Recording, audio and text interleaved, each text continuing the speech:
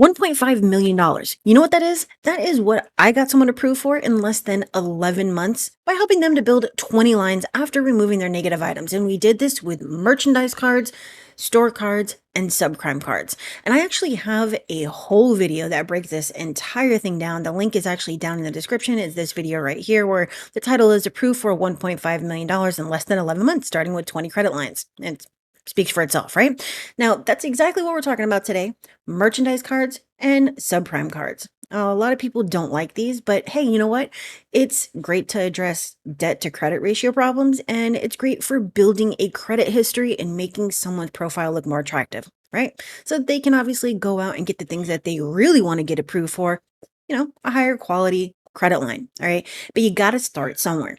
Now, you can access this entire new section inside my course where we go over a ton of indirect dispute tactics. And that's exactly what this is. You see, indirect dispute tactics are when you're not disputing directly with the bureaus, the creditors, or the collectors. And there's over 66 different tactics that you would learn inside my course. This is brand new. I added this part yesterday. Okay. And we even have a couple of quizzes in here so that you can make sure that you're on the same page. But today, again, we're talking about one specifically: merchandise and subprime cards. Now, while these may be great, right, there's a couple of cons to them. They usually have high, APR rates. They are lower limits, anywhere between $5 to $10,000 for subprime merchandise cards. And this is assuming that the card reports to one or more credit bureaus. Obviously, otherwise, there's no reason to actually have it, okay? And a lot of these do have, more relaxed approval standards, if any at all. In some cases, they might not even require a credit check, because obviously that's going to put an inquiry on your credit, right? But it's not a Visa or Mastercard, which might help to get some clients from overspending on the credit line. But again, here are some of the cons. The credit reporting is often shaky. It may report to one, may report to two, may report to three, or you might find out may report to none of the credit bureaus. Okay. And if the card only reports to one bureau, the usefulness of it is kind of limited, right? And it's not very practical in what it can be used for every day. Okay. So let's look at subprime Visa and MasterCard. So this is a standard for Visa or MasterCard with usually a lower limit. And like I said, high fees for opening and using the account. Let me give you an example. So Verve, VERVE, 36% interest rate and an annual fee of just under $200. While that is not attractive really to anybody, if that is your only option, well then, hey, you know what? That's $500, $600, $700 credit line that you didn't have before. And you won't be paying that 36% if you pay on time and you don't, let it go past the due date and incur interest. Obviously, there's no way to get rid of that, annual fee, but you can always close this account or delete it once you have better credit. Now, the pros of using these are pretty straightforward as well. They're more flexible than merchandise cards, right? And, a consumer can use a subprime Visa like a regular credit card and make everyday purchases with it to build their credit history. So we're talking about going and getting gas, shopping at Walmart, online purchases, paying for your postage, whatever it is that you need to pay for. These are regular, Visa and MasterCard lines, okay? Eventually, once they see that you're paying on time and you're doing what you're supposed to do with credit and making a new history for yourself, they'll increase the limits. Again, going back to Verve, if you make 6 on-time payments, they will double your limit. So if you start with 7, now you're going to 1,400, okay? Now, again, here are the cons, and they're very similar. High startup costs. Client can expect to pay $150 to $300 to open up the account. Now, again, going back to Verve, they don't charge anything to open the account, but you are going to pay on your first statement about $190. Low credit line.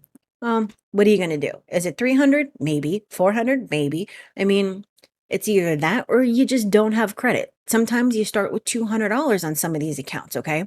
Now, since the account is more usable, problems can obviously develop related to the overuse of the card, and now you're back to the same place, and it will incur a hard inquiry. Secured Visa or Mastercard. Now, this is different where you put your own money down as a deposit, and that is your limit. An example of this would be Open Sky. You can have a $10,000 limit if you want, but that's where you're taking $10,000 of your money and putting it down. Okay, so an example here, you're going to deposit $500 on the credit line and pay a $150 sign up fee, and that is going to be what your limit is. $500. So there are many pros of this, right? Normally, you start with secured and then you go to unsecured. And this is often a graduation. Now, there's another example of a graduation that would be self lender or formerly self lender, now just self. Okay. So you start with secured, graduates to unsecured. Obviously, they need to see that you know how to use your cards and whatnot. And you can also get installment loans for building your credit. That's exactly what we did with this one, where we had multiple self accounts, the installment, then secured, and then unsecured, and again, another installment. Okay, so this person actually ended up having three installments. You can only have one at a time. So self is absolutely great for a starting point for building your credit. Okay, so let's go back to this. Cons of using secured cards are that you have to put a deposit down. Normally, lower limit, same potential with overuse, hard inquiry, fees, APRs, all that. Now, another example of merchandise or subprime cards are store credit lines and department store cards, such as Macy's, K Jewelers, J C Penney's. They're usually easy to get approved for.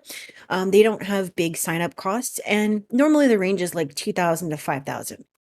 Okay, so it may not report to all three bureaus. I actually used to recommend a jewelry line to my clients, and now I don't because they, for whatever reason, stopped reporting to any of the bureaus. Okay, for shopaholics, this might be a risk of overusing the card, such as Macy's or J.C. Penney's, leading to more credit problems, and we don't want to do that. And again, it creates a hard inquiry. So, and we have some notes on different subprime cards and how to use them for building or rebuilding your credit, but this is pretty straightforward. We have many, many, many different indirect dispute tactics. This is just one of them for building your file, making it look prettier than it really is, even if you have negatives on there, because otherwise you wouldn't have to use subprime cards. Remember that the bureaus want to keep you in the subprime category, and our job is to get out of that category into great credit and to be able to get those higher limit cards, those loans that we want, the mortgages, all that stuff, right? Just the things that we need every single day that we've been working towards our whole life. Okay. If you need help, you can use the link at the top of your screen, schedule a call with me to see if I can personally help you remove your negative items and even help you like I did with this person, where, like I said, in less than 11 months, remove their negative items, got them approved for over $1.5 million just using these 20 lines. Or check out my course down in the description if you want to go from zero to hero.